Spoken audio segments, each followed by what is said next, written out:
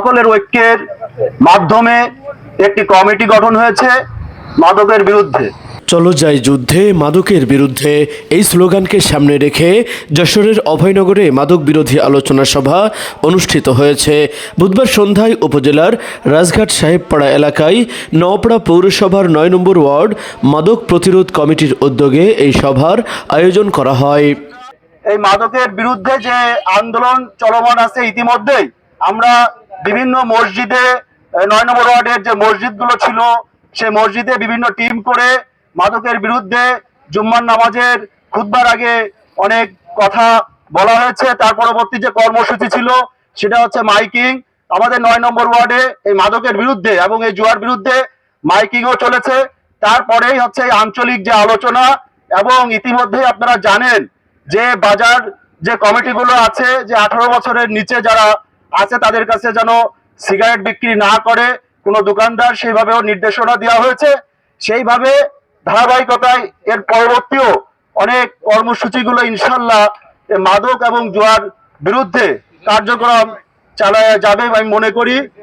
৯ নম্বর word মাদক প্রতিরোধ কমিটির সাহেবপাড়া আঞ্চলিক শাখার আহ্বায়ক আকরাম আক্তার কুরাইশি পাপ্পুর সভাপতিত্বে অনুষ্ঠিত সভায় প্রধান অতিথি হিসাবে বক্তব্য রাখেন নওপাড়া পৌর বিএনপির সভাপতি আবু নঈম মোড়ল। যদি কোনো মাদক সেবী আমাদের লক্ষ্য করে যে আদর্শে ভালোবাসা সম্ভব না, আপনারা বলেন তাকে দিয়ে ডাইরেক্ট এখান থেকে আমাদের কী হলো বলে আমরা তাকে নিম্নপক্ষে 1 বছর 2 বছর জেল দিয়ে পাঠাবো। জেলখানা এমনি যাবে না, এখন ধরা পড়লেই সে জেলে এখন তো মিনিমাম 1 বছর থাকা লাগবে, তাহলে সে আসবে না। যার কারণে আগেই তাদেরকে সতর্ক করে দেবেন। আর যারা মাদক ব্যবসায়ী তারা কিন্তু ধরা খেলে কিন্তু 5 বছর জেল এখান থেকে দিয়ে দেবে।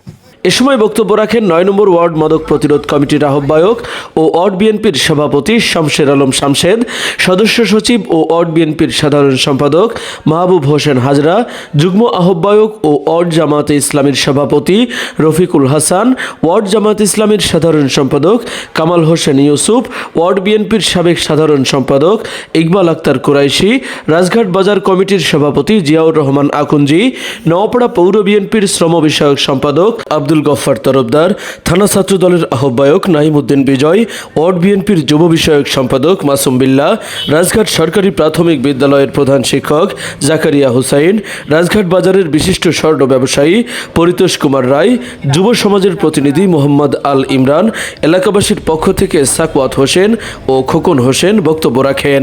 অনুষ্ঠানটি সঞ্চালনা করেন engineer Kamal Uddin school and কলেজের সহকারী শিক্ষক মহসিন খান। তৌহিদ হাসান ওসামা, খবর অভয়নগর। আপনি কি শিশু ও কিডনি রোগের বিশেষজ্ঞ ডাক্তার খুঁজছেন? তাহলে আর দেরি না করে আজই যোগাযোগ করুন ইউনিক ডায়াগনস্টিক অ্যান্ড কনসালটেশন সেন্টারে। এখানে নিয়মিত রোগী দেখছেন ডাক্তার মোহাম্মদ আওরঙ্গজেব, গাজী প্লাজা, সরকারি হাসপাতাল রোড, নওপাড়া, অভয়নগর, যশোর।